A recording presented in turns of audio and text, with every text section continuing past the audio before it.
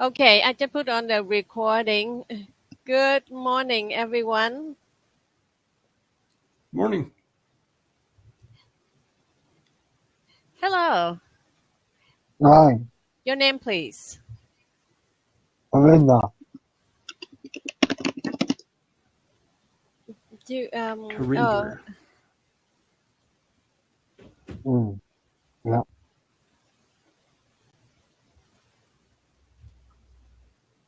Can you hear us? no, I yeah, don't I think. can hear you. Okay. It seems like there's a delay. Okay. Seems like there's a delay or something. It might be the weather on my end though, with it raining here. I don't know. So sorry about that. Yeah.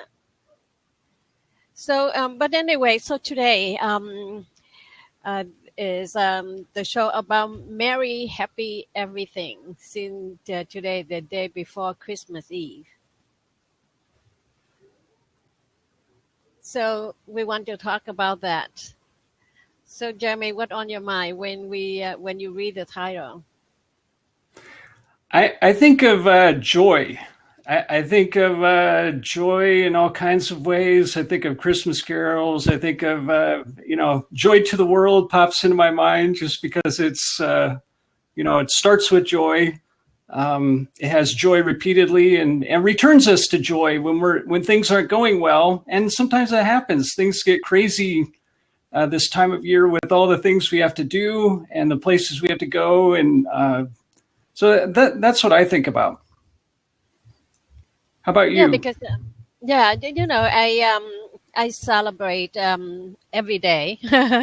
Not so much about like Christmas or any occasions, but I think that as just like the quote that I put out there, Charles Dickinson, he said, "Reflects on your present blessing, of which every man has many, not on the Right. past misfortune, of which all men have some."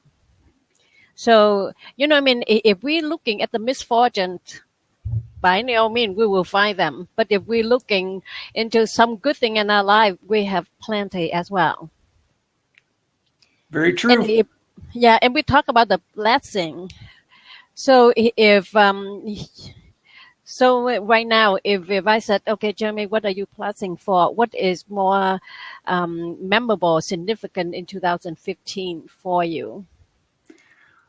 For me, it's just been a year of unveiling and unwrapping amazing opportunities that I didn't think would even be there, meeting new people from around the world. And I'm just amazed how we're able to meet people from all over the world through this platform and through other platforms, of course. But to find people with common interests and life philosophies, and I think we enrich each other's lives, and we're able to spread joy, peace, happiness in meaningful ways to each other, and try to find ways to support each other. So it's been an amazing year for me.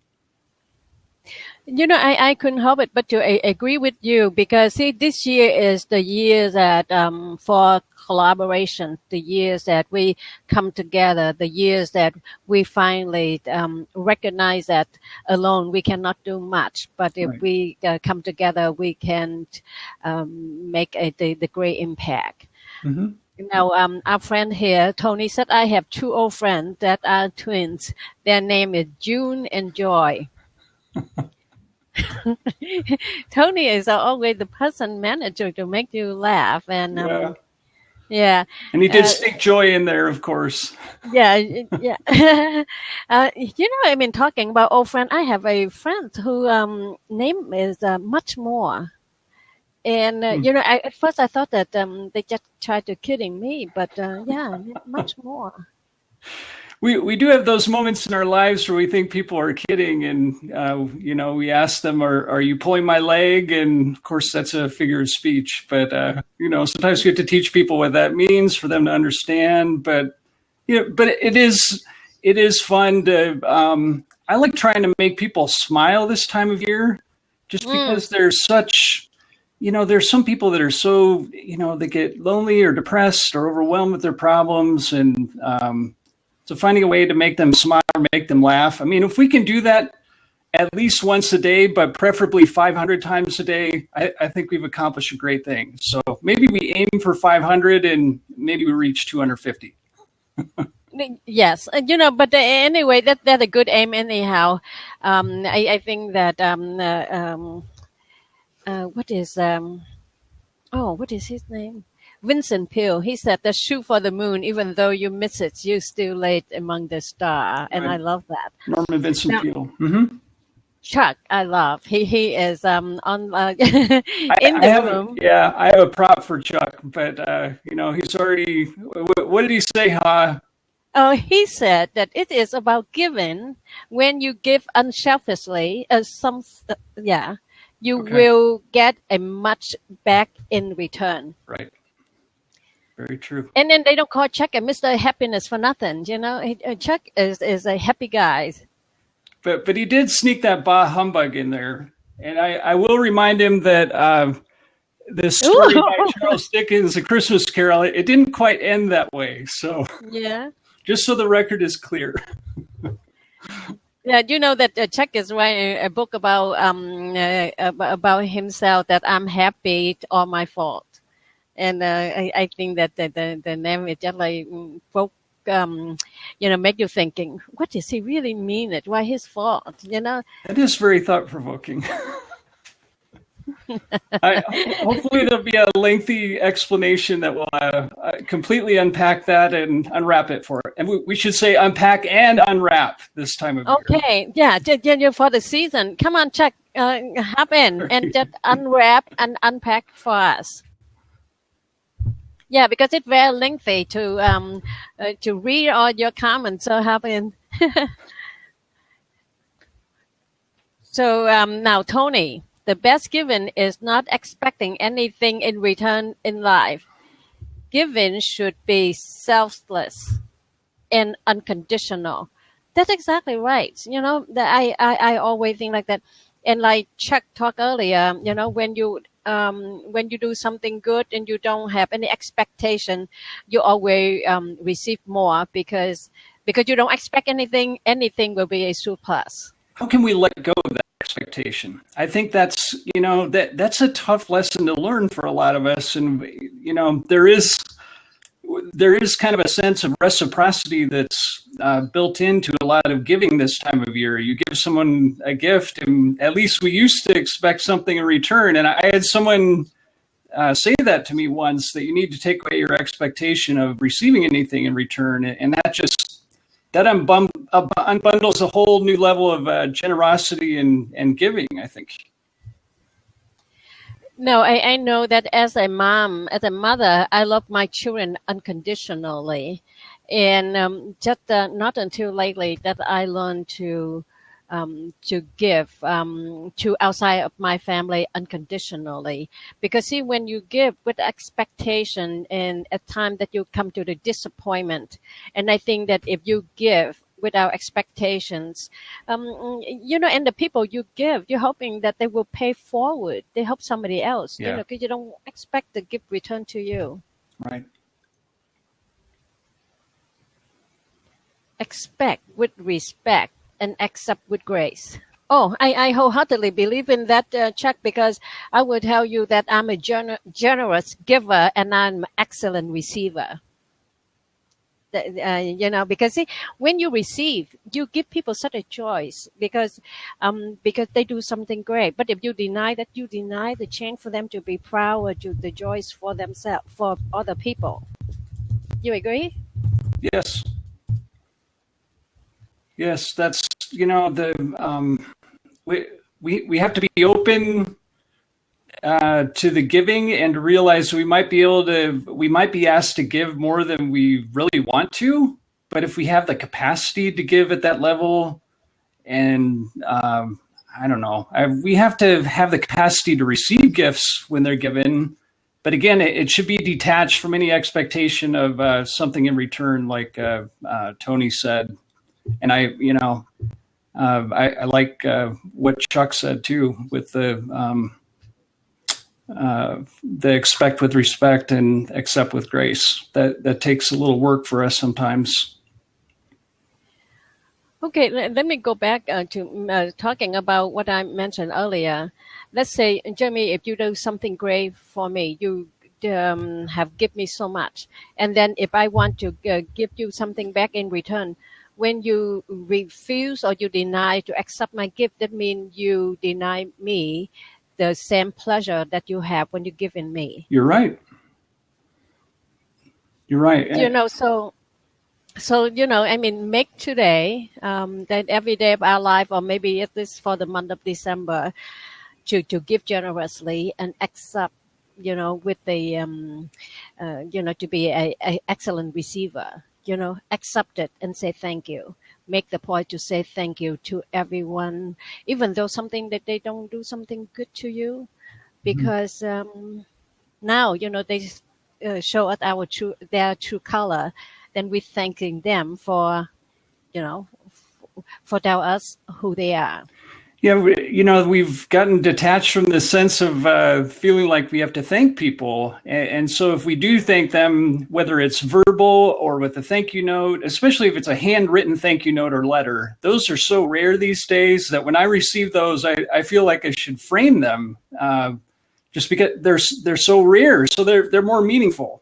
So keep that in mind. If you want to touch someone's life in a special way, uh, write them a handwritten letter, give them a phone call, catch them by surprise, and show them some love in a meaningful way, and that will return to us a hundredfold or more.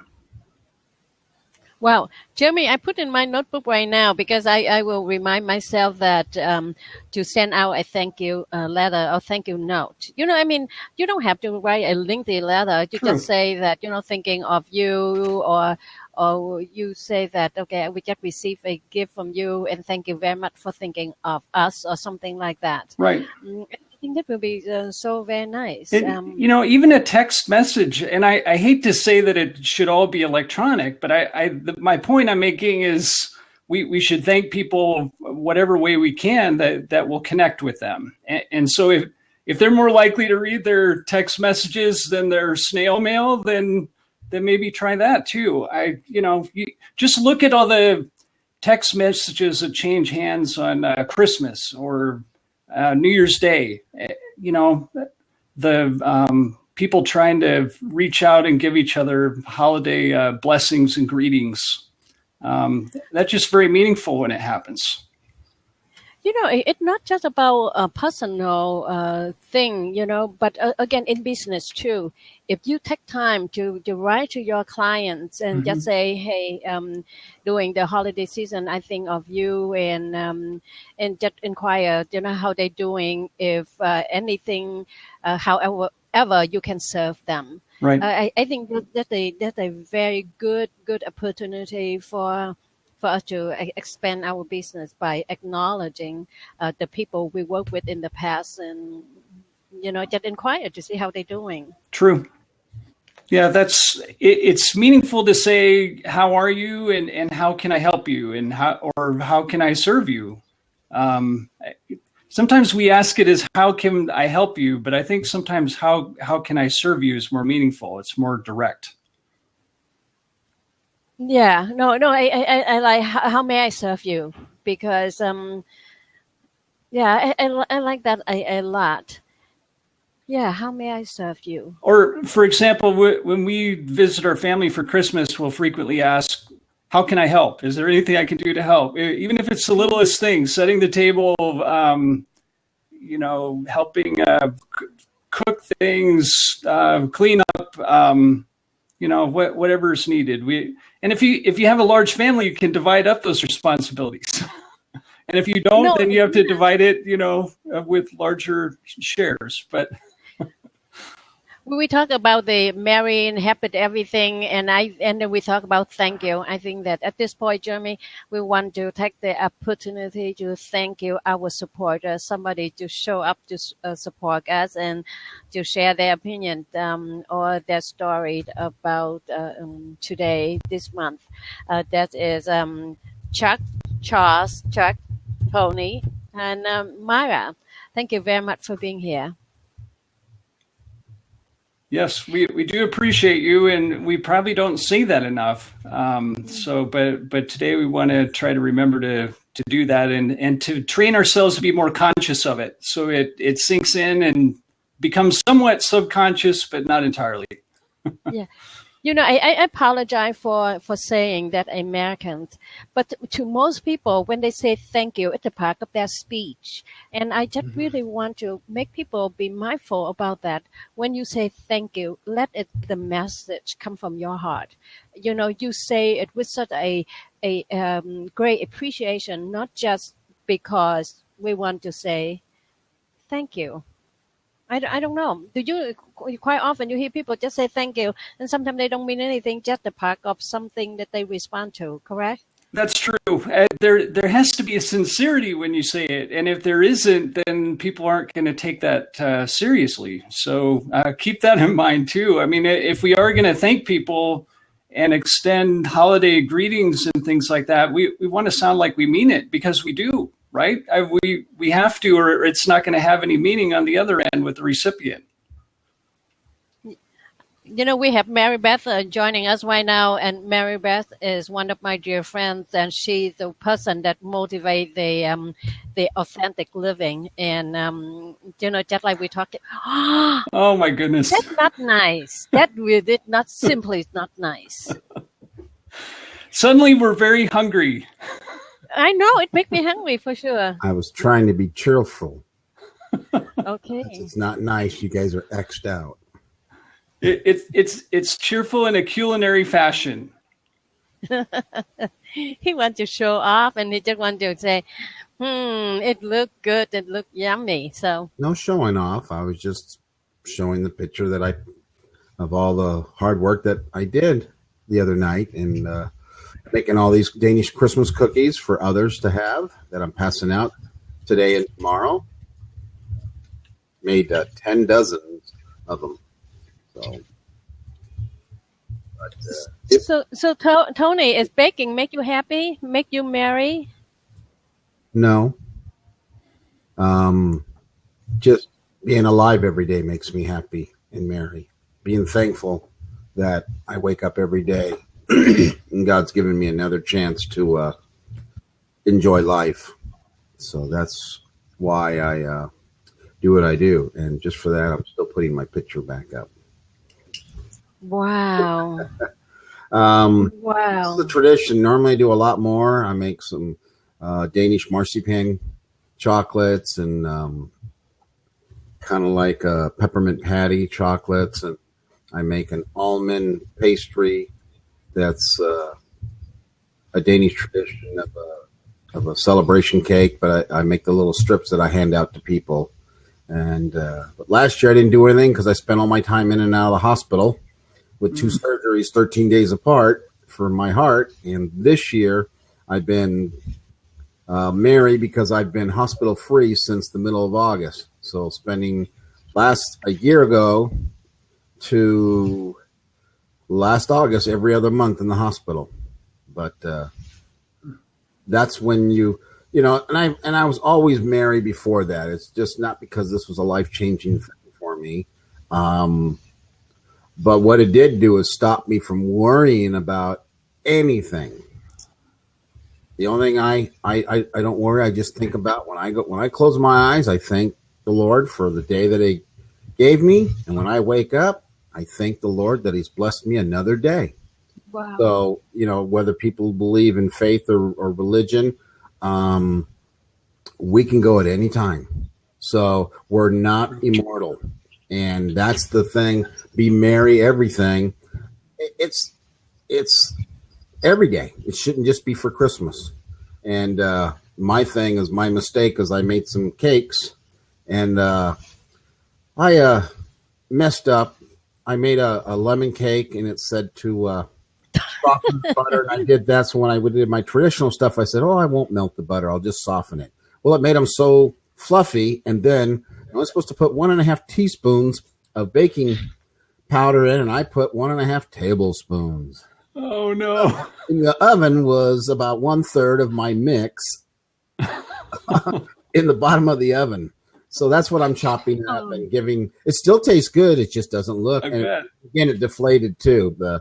The 3 pound cakes, they deflated. So I've been cutting them up, and they're going to be handed out to people. I know there's 3 or 4 different areas that I can go to for the homeless. I used to help a lot in a food bank some years ago with my church. I ran a food program and helped a lot of underprivileged and homeless people. And not to be proud or anything, but I was one of those.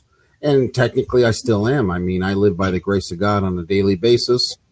Have not had an income for almost 2 years, but been sick for at least 1 year.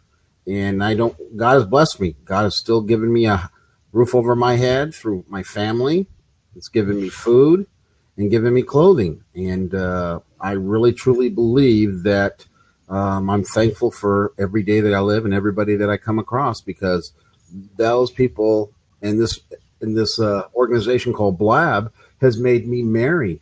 Not everything, but everywhere. And that I've met more people this year through this media than I have in any other way. So it's tremendous. I've met people all over the world, and I enjoy that. And I think that a lot of people don't realize that there's so many people out there in the world that just wants to hear someone say hello. And that's my merry everything. I am always, when I'm in the grocery store, I say hi to people. I don't know them. I say hi to everybody. I look them in the eye. Obviously, I'm not a New Yorker. And so I just think that, merry everything should be a daily thing. And without going into religion or the reason why the season, this is the toughest for a lot of people, because people are feeling really down and out and depressed.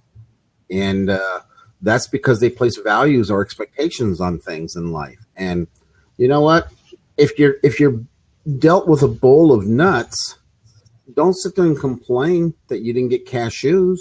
Just be thankful that you got some nuts and enjoy it. And that's make everything an exciting day. I know I'm talking too much, so I will let someone else speak. That's a great no, perspective. Tony, I love that. yeah, don't go. Yeah, I love that too. And Tony, I'm not that like glad that you have some issue, some health problem, but just to remind everyone that you don't have to wait until death knock on your door before you start to living, because everything, if you look around, there's something to be appreciated, to be grateful for, about, to grateful for. And and sometimes it's just like I said, every morning I receive a hello from Tony and Jeremy and a good night from you both. And I can help it to feel my life is so rich that I have somebody that care enough to say good morning to me and say good night to me and wish me sleep well or have a great or fantastic day. If we're talking about 2015, I have a lot to be grateful for and to be merry for.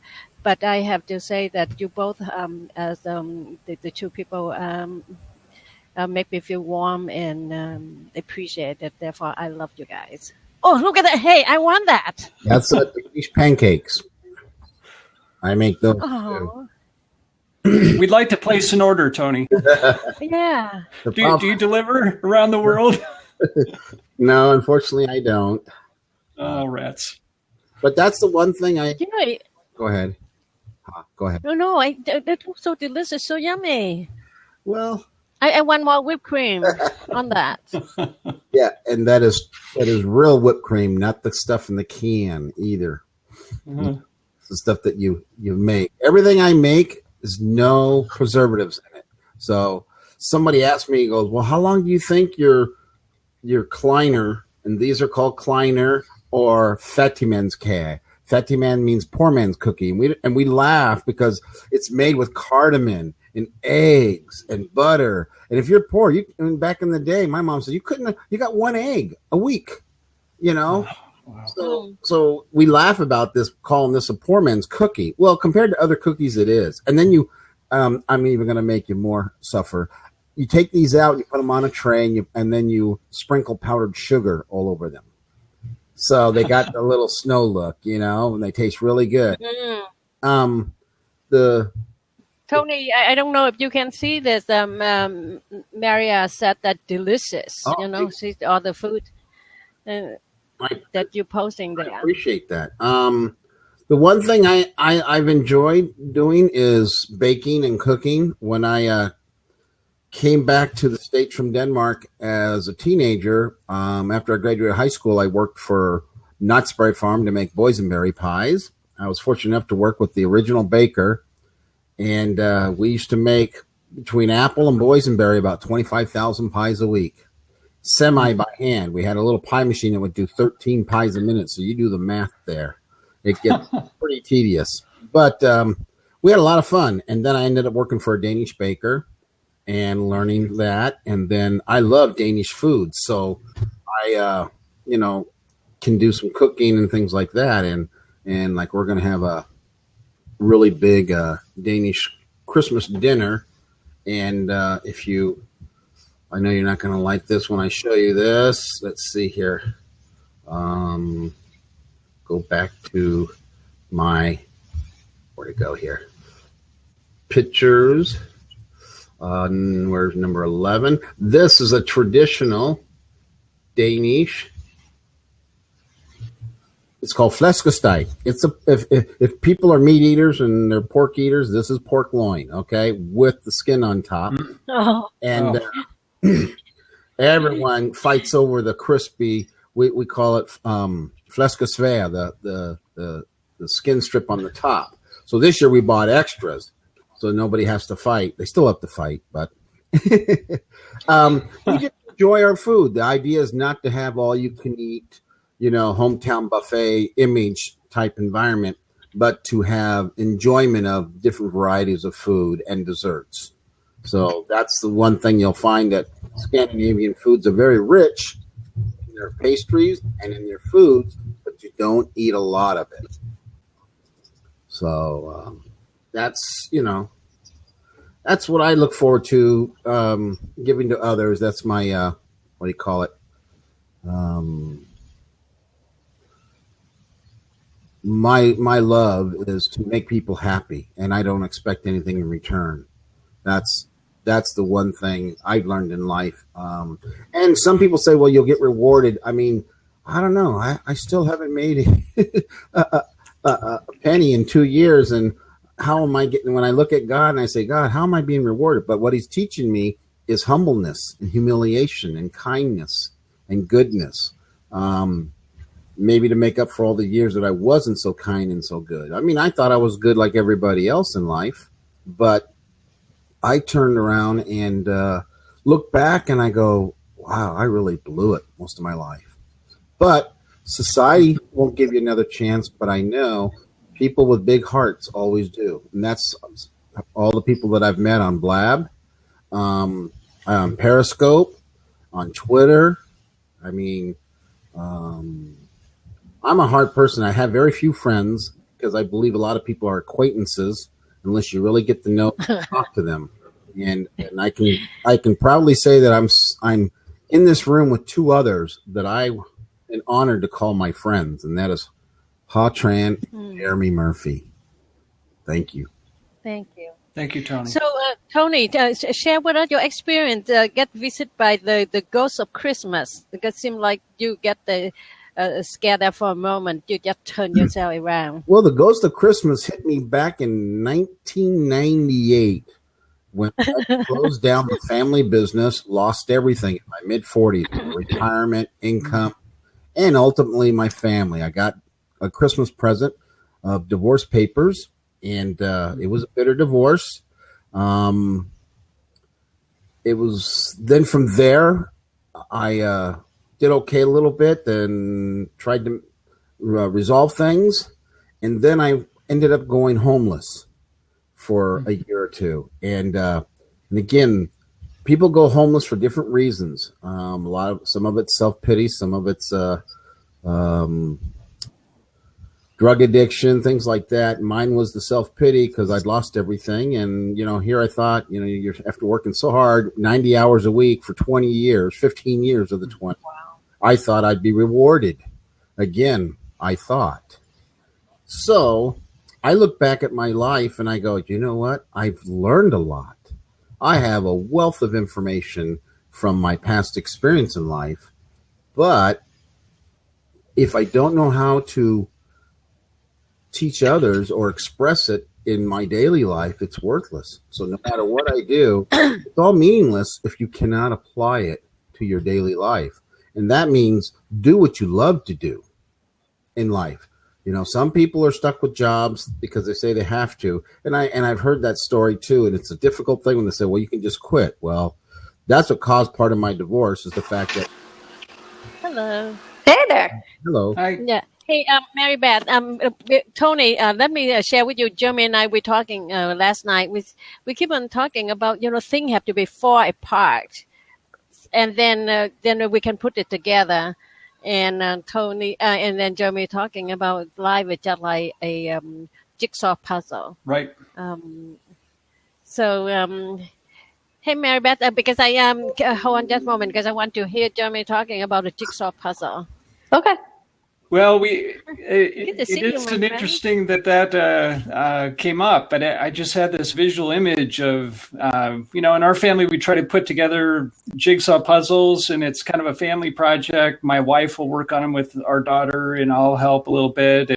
But we have to lay all the pieces out on the table, and it takes some effort to match those pieces up and try to get them to fit together. But life is like that too. Sometimes we're handed a couple of puzzle pieces and can't figure out how to put them together. And Tony just keeps making us drool for more. I know. Look at that. I You have got the to Danish go get the flags in Kleenex there and- too. Notice the Danish flags, the American flags. This is a celebration. That's a classic. That's a classic example that Tony is talking about.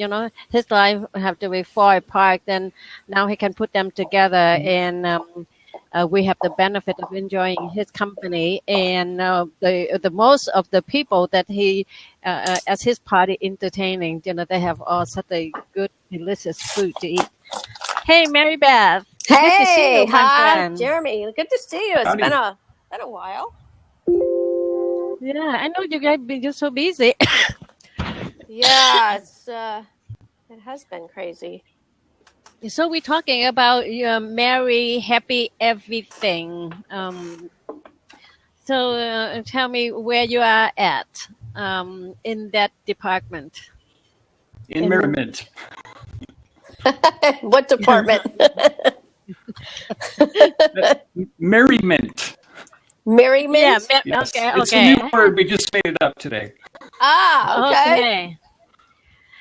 You have to submit that to some dictionary people, and you have them add on into, a zillion words that new every year they add it on. There you go.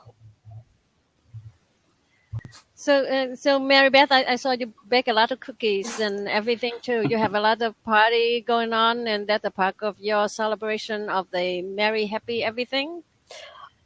Well, yeah, like this morning, I for the last couple of weeks, a good friend of mine that I've known for about 5 or 6 years, we went out to lunch a few weeks ago with her and her sister, and both of them are like, "Hey, you should join us every Wednesday morning for breakfast." And they have breakfast with like 6 or 7 other ladies, and all these ladies they're older ladies, and they're all retired, but they just have such a wealth of wisdom, and they're just such lovely people. Really enjoy them. So, and we're actually going to spend Christmas with my daughter and my new son-in-law at her house. So I was the one that was selected to do all the cooking and all the baking, of course. So, so today I'm putting together lasagna, and yesterday I baked several dozen cookies, and I baked cookies for the girls for this morning, and I have a bunch left over for tomorrow evening. So I'm really excited about that. But I just really enjoy cooking and baking because it just relaxes me, and it just gets my creative juices flowing. I put on some some music, whether it's Christmas music or some other type of music, and just go. And I did a lot of the cooking, and I did a lot of the baking for my daughter's wedding and for her shower, and putting everything together. And I noticed, I said, it's just something that I really, really enjoy doing. And it just really just feels really good. Now, what is your favorite food or dish for the Christmas dinner? We are doing a Italian theme because I grew up in an Italian household, so I'm Italian. So we Yeah. usually do lasagna, and we do a thing called it's called wedding soup, but I call it the Italian name for it, I believe, is called skidal soup. Basically, what it is it's escarole with chicken. It's a chicken stock with escarole and meatballs, and it's a soup. So we usually have like a 3-course meal. So we either have the soup, and then we have lasagna, and then we'll have turkey. So that's what we're having. Actually, we usually do it Christmas Day, but we're doing it this year on Christmas Eve. Wow, so now you have some type of the potluck thing, or that you have to No, it's all me. oh It's all me. you And know it cooking. takes a good week to cook all of that up.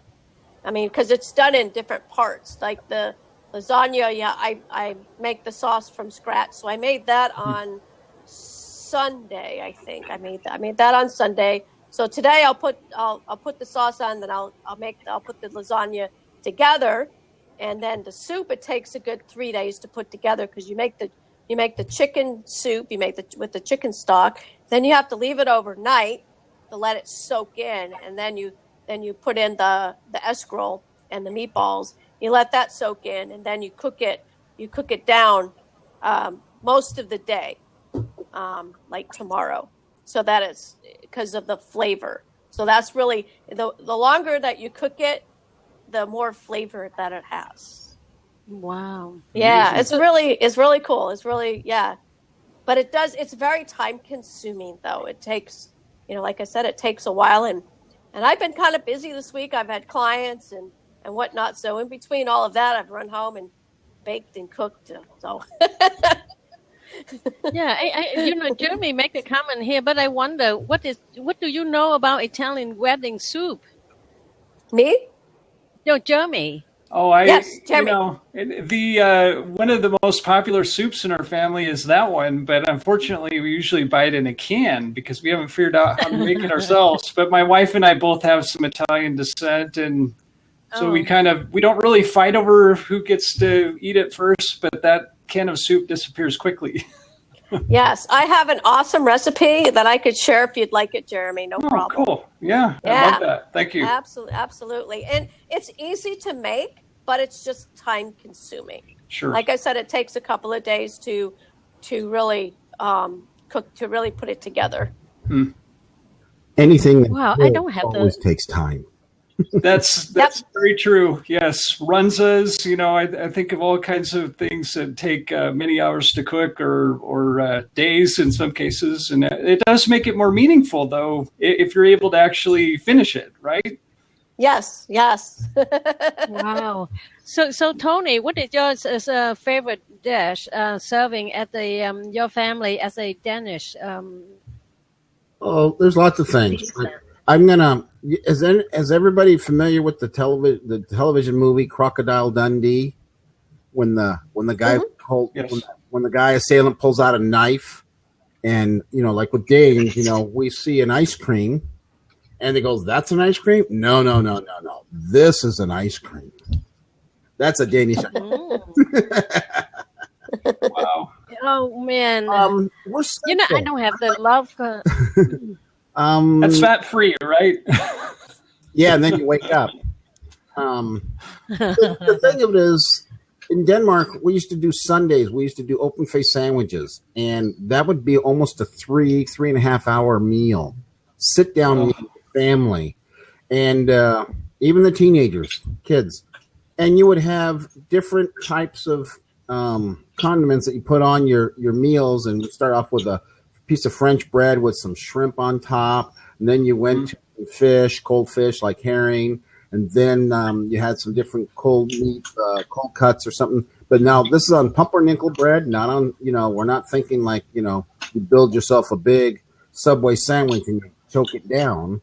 And you're eating and drinking and talking to people, and then the hot foods come out, like maybe a small pork chop or a filet of sole. And then after that, they take all that away, and then they bring out dessert.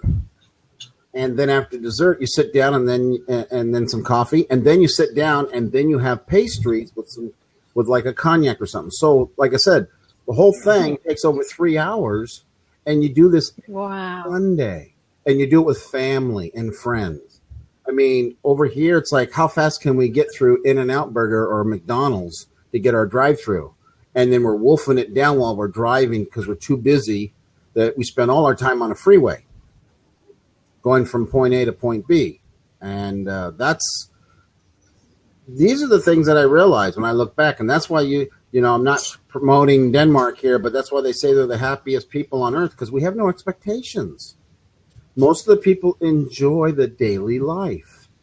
That is the one thing a lot of people, I think, are money is good to have, don't get me wrong, but I tell you, when you're dead, you can't take it with you. And if you spend all your time working on it, you'll lose your family like I did. I tried to get rich the hard way, working harder. Didn't work smarter. I worked harder, but not smarter in life.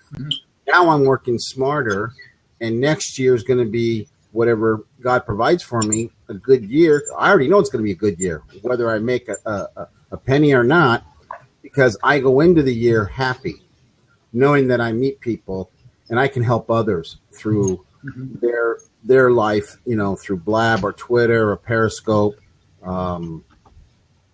That's where I see life. And like I said, holidays are a big thing in Scandinavia.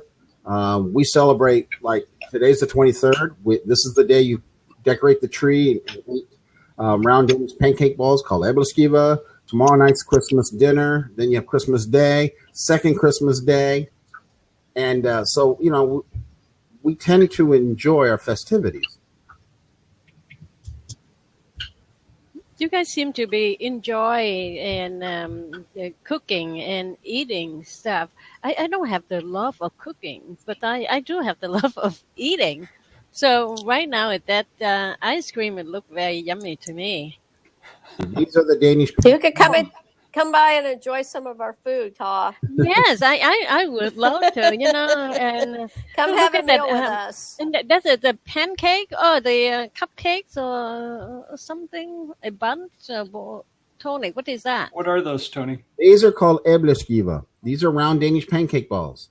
And then you would pour jam on them, strawberry or raspberry jam on them, and powdered sugar. And you can put a piece of fruit inside. I've made them with chocolate inside and chocolate syrup on top. I've also put raspberries or strawberries inside or apples. And then I pour either an apple sauce or an apple strawberry sauce on top. And then there's this is what happens. See, after all this wonderful time, you saw all my Christmas cookies, right? That I showed. Mm-hmm. And when you're the stack of them. Well, this is what the 25th looks like. There's only one left. Everybody, because I had a Danish friend that said, "Well, how long do they last?" And I said, "Well, without preservatives, they last at least 2 weeks." And I said, "But if they last longer than that, then you made a lousy batch of Christmas cookies." So they laughed. Because it usually gets eaten up real fast. And here's another thing we like to make. That's duck. And you can see to the left of it is the pork loin. So that's a typical Danish. We're going to have duck and pork loin, and red cabbage in the back. And then we have little small potatoes, and then we caramelize them with sugar. They're brown and caramelized. And then the gravy, and we have regular potatoes. And we have a thing called a agurk salad, which is a cucumber salad, and we have one of my sister's daughter's boyfriend, because they're not married yet. He calls it a good salad, and then he calls the Fleischgesteig, he calls it Frankenstein. So he looks forward to Christmas. It is funny because he comes over and he goes, "Well, I can't wait to get some Frankenstein and a good salad." Oh, funny. Like I said, see, this is something he remembers, and so we enjoy a lot of our foods. Do you cook, Jeremy? I cook a little bit, but not as well as my wife does. My wife likes to make biscotti. It's a kind of an Italian cookie. You bake it in a loaf and then you cut it in slices. But it's very time consuming.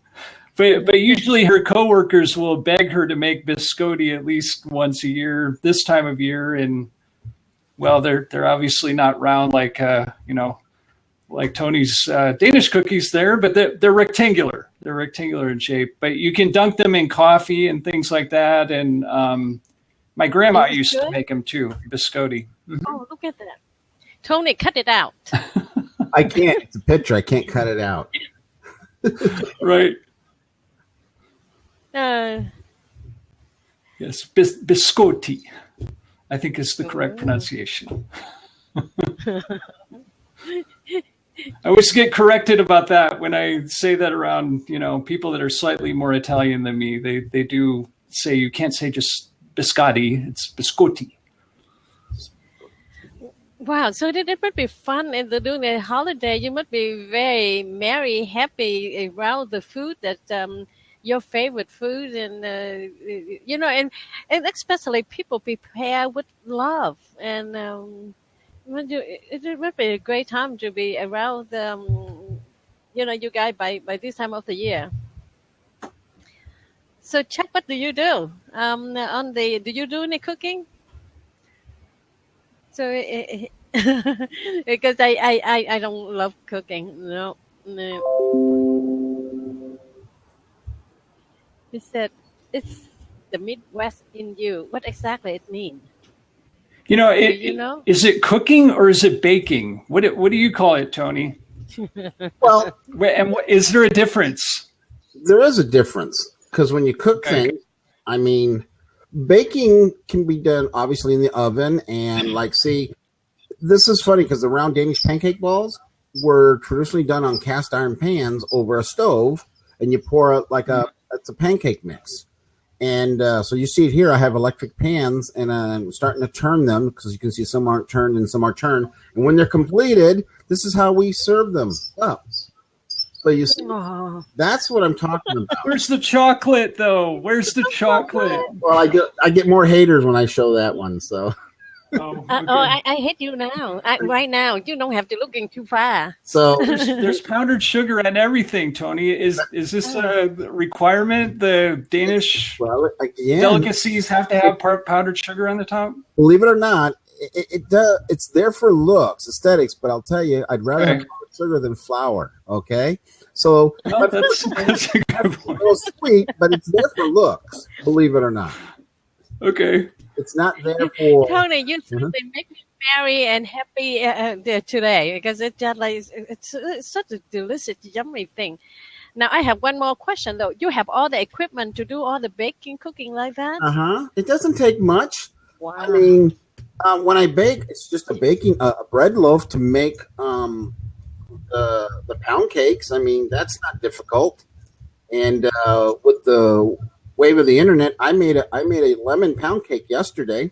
I got on the internet and I looked at different recipes and I put one together, and boom, in an hour and a half I had a pound cake done, from beginning to end. So yeah, that is correct. Yeah, Chuck. In most of Europe, powdered sugar, because it's a confectionery. Remember and here's a little side tip that a lot of people don't really realize. The Danish, the word Danish or pastries basically came about in the turn of the century when the bakers that would bake the breads and stuff went on strike, and then they brought in artisan bakers to come in, and they started making some pastries. And then after the strike, the Danes came back and they started liking them, and they started making their own version of it. But that's how pastries came about in Denmark. So it took a strike, those unions, and then it took independence, scabs that crossed the line to keep the bakeries going from another country, from the French and other areas. Then they created this, type of food. And again, the richness in them is a lot. So, it's not meant to sit there and wolf down a slice, if anybody can recall Claim Jumper and their mud pie cake, I mean, that's for a family of 16. And I've seen one person eat it. And I love it when I see the guy orders all this food. He goes, well, I got to save room for my mud pie. So just give me a Diet Coke, and I laugh, So the calories in that mud pie must be like 10,000 calories. And so again, with most of the European countries, they looked at the quality and everything was small. I mean, like we're showing 3 here. Some people, we would only get 1, and the neat thing behind, we'd make those. And I just go, when my mom was making them when I was a kid, we'd go right by and grab one and just eat it without anything on it. I mean, it was warm. We grabbed it. We just wolfed it down. It was gone. Same like those pancakes, the pancakes that I showed you. I mean, we couldn't keep those in stock in the house when my mom was making it because we would eat them so fast that, there's nothing you can do about it. So here's my question for you, Tony. The following Friday will be your birthday. Who will bake your birthday cake? Me. I will actually won't bake a cake because here's the irony of all this, folks. I'm diabetic, so I cannot really eat any of this stuff. I get to sample, take a half a bite or so, but I don't. On my birthday, I'll have a piece of something, but I don't have regular cake. I'm making the almond cake, which I showed you just a little bit ago. I got to remember which one it was. Oh man. Or was it? So how many of these are family recipes, Tony? Well, did you get the recipe from your family or just from other Danish people, or where do they come from? A lot of different Danish people, and then you kind of, tweak it a little bit to make it your own. So, that's how I go about looking at it. It's the 31st. That's right. So let me show you. This is Tony. Yes. You have a lot of beautiful photo for the food too. So maybe you should compile it and make into the ebook, baking, all the goodies. Now you see this round. This is a traditional wedding cake or anniversary cake or like a New Year's. Wow. Something like this goes for like $75. So because almonds are not cheap, and it takes days to make this. So days, yeah. How many days? I'm curious now. I take a day because I half take a week. I take the almonds, I shell them, you husk them, you shell them, you husk them, you boil them, you dry them, and then you grind them. You're familiar with marzipan, right? That's how marzipan is made, from almonds. Once that is done, you created the paste. Now you got to add the sugar and the egg yolk to this, and then you mold it. This is molded in a circle ring, and you have a whole bunch of these different sizes. What I do is I make little strips, and from there, once you bake them, then you got to let them sit and cool off in the freezer. Come back, then you put them back to room temperature. Then you start to put them together with the icing, and then you make layer on top of layer. And so what I do is I make little about 3-inch strips, and then I dip dark chocolate on the bottom of them. And they're called Konsekærstugas, and this is called Konsekær. And like I said, this one, bakers are kept busy at the end of the year. This is a smaller version. We had a big one, and when I got married in 1985, I think they paid like $300 for the one, and it's only about maybe twice the size of that one. So, yes. Tony, Chuck said that the special pastries, Danish pastries, sell well. So get on it, compile. Yeah, I know. Well, it would be a great coffee then, table book. Yes. Yeah. Well, you've heard. Yeah, You have the story in every thing that you bake, and I think that you can and then again, if you do the ebook, it won't cost you much to produce it, and do it, I'll please. do it. Okay.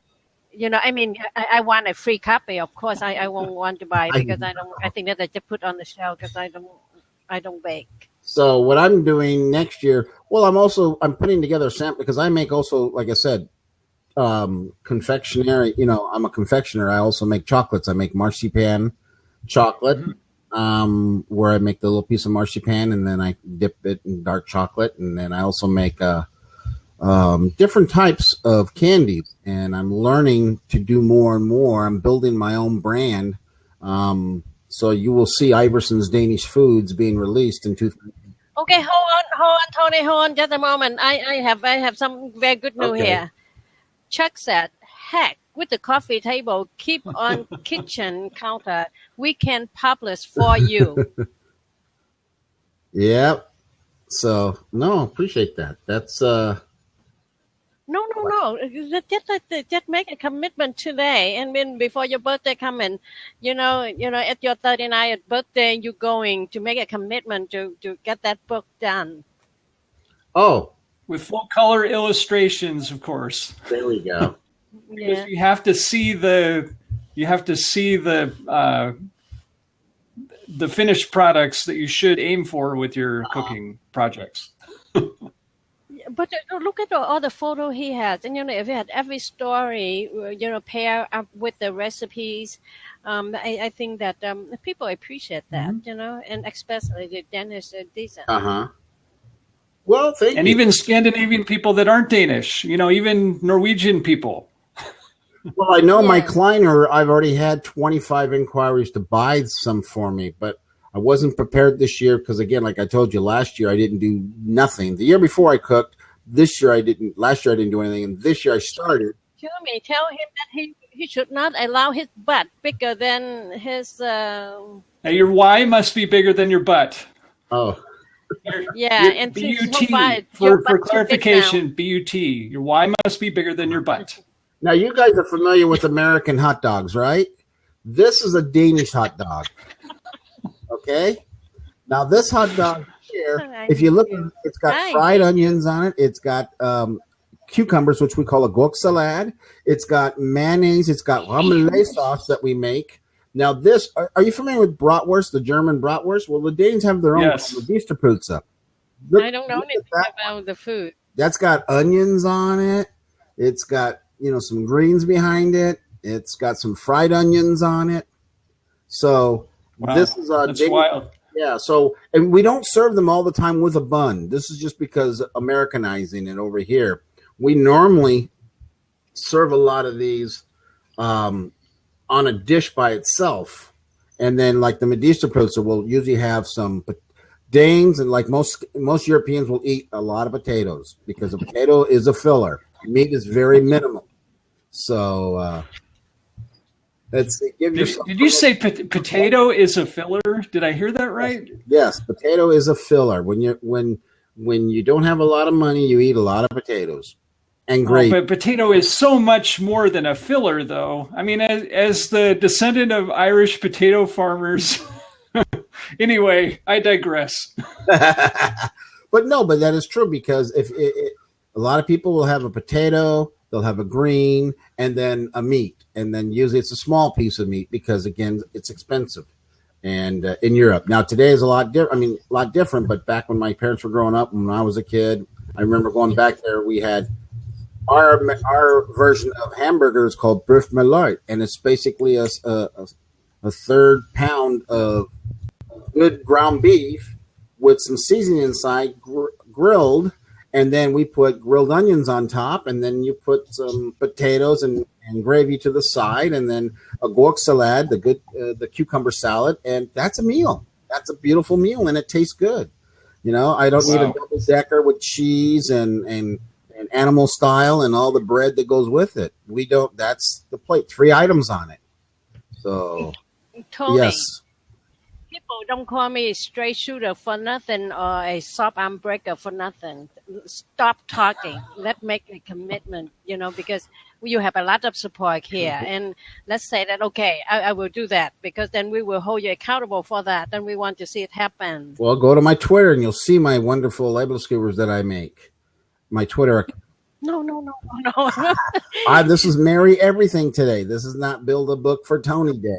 Okay. So I apologize. And But you know that I will after you on that, right? So I don't know if you are on a time schedule or not, but I probably took up too much of your time here. And I apologize. No, but you said they make me smile, make me laugh, because I don't like cooking that much, but I love seafood like that, especially the way you do the presentation. It looked awesome. Very impressive. Yeah, very impressive. Well, thank you. So that's, these are the things in life that we have. Let's see. Okay, you certainly make our days. I do appreciate that, Tony. And then, right now is 12:32. Our show's supposed to be in at 12. I'm going to stop the recording, and if everyone want to stay back and to have conversation, welcome. But before that, let me say that thank you very much. This show is will change the name into Empowered by Hope, and let me remind you that you are worth fighting for, and live your life with passion. Let your vision guide you, and let your passion lead the way. Thank you. Thank you.